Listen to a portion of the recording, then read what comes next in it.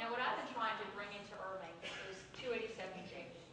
287G is a federal program, which more or less it allows cities, it's an avenue for cities to be able to do something.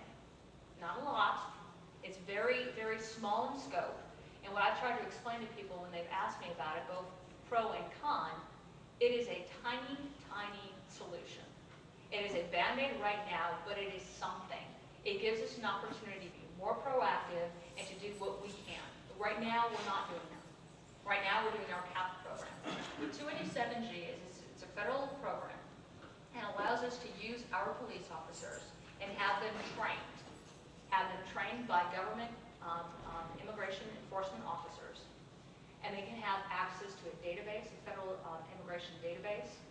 And it gives them the permission by the federal government to question people who are not citizens. When we say criminal illegal aliens, that's what we're talking about. Because what the 287G program does not allow are people to go person by person by person and ask, can you give me your documentation? Can you give me your documentation? But what it does allow our police officers to do is if they are already in the course of responding to a criminal call, they can ask for information. So if there's a domestic dispute, if there's a DUI, they can ask at that time. They can do the checks, they can do the interviews, and they have access to a database. Now, what has been huge in our city, we don't want to pay for it. Because if we have our police officers trained, that's all. We have to hire more police, and we have to pay for training. You don't pay for training. The federal government pays for the training, they pay for all the supplies. What we have to do, though, is pay for the policeman's time. I think it's worth it. Amen.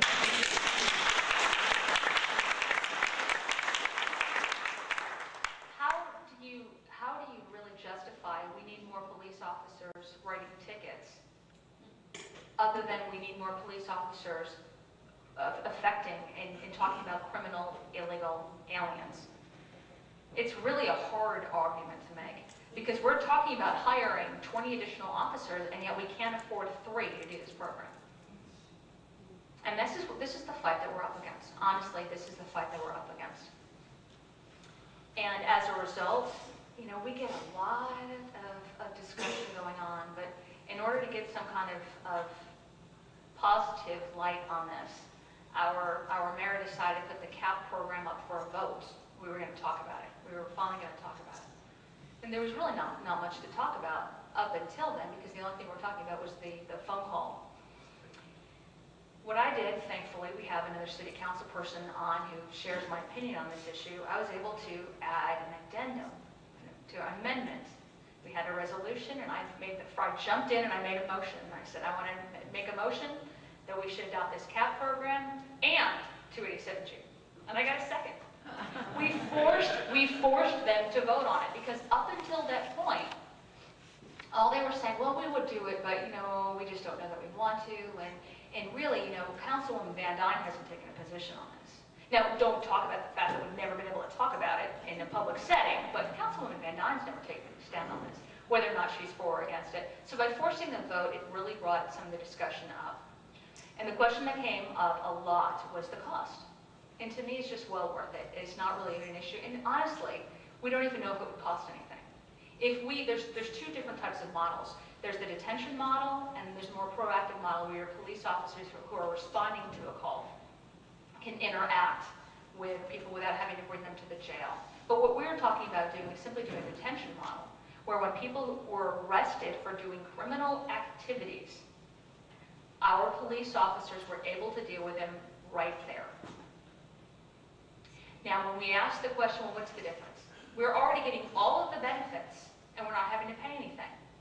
Well, you're not getting all the benefits. And I would argue that the difference is having an alarm on your house versus just having the police officers respond.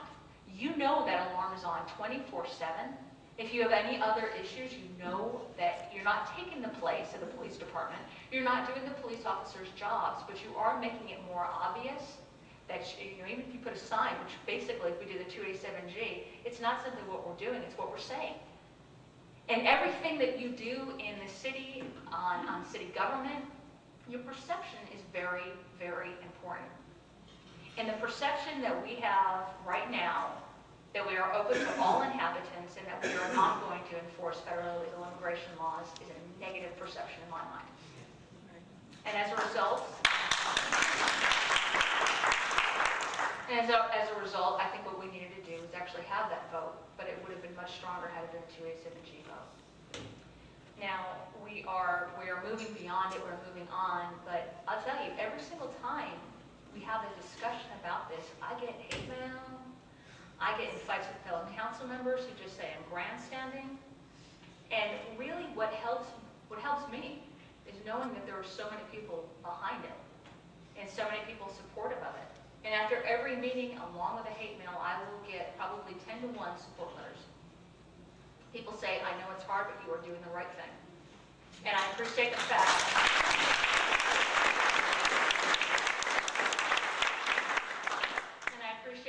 that you're willing to stand up and do it. Because it's not easy. I hear so many of my council members who, until just May, where I was the only female on the council, would say, well, I'm not going to fall on my sword. I just can't fall on my sword for that. And I think it was Sue who said, men fall on their swords and women stand by their convictions. That's a great quote. I love that quote. Farmers Branch, really, if you look at their population, the Metroplex is a small city. And they are all by themselves right now. And what you need is you need to have a regional cooperative until such time you can have a national cooperative, which is what we're asking our federal government to provide. But right now, what we can do is on the city council, our city councils around the Metroplexes get together. Because I'll tell you right now, it's a lot more difficult if all the cities start making a point. And there's a perception, North Texas is very unfriendly to criminal illegal aliens.